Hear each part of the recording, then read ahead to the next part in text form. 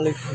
এই যে আমাদের ডালাই চলছে, এই যে বিম ফিটিং, এই যে দেখুন এখান থেকে এই যে আমাদের লোকজন ঢালাই করছে, ঢালাই হচ্ছে বসার হুমুন দিকে মাল ফেটাতে ভালো করে মাল ফেটাতে। এই যে আমাদের বিম সর তাড়াতাড়ি দে। বিম ঢালাই হচ্ছে,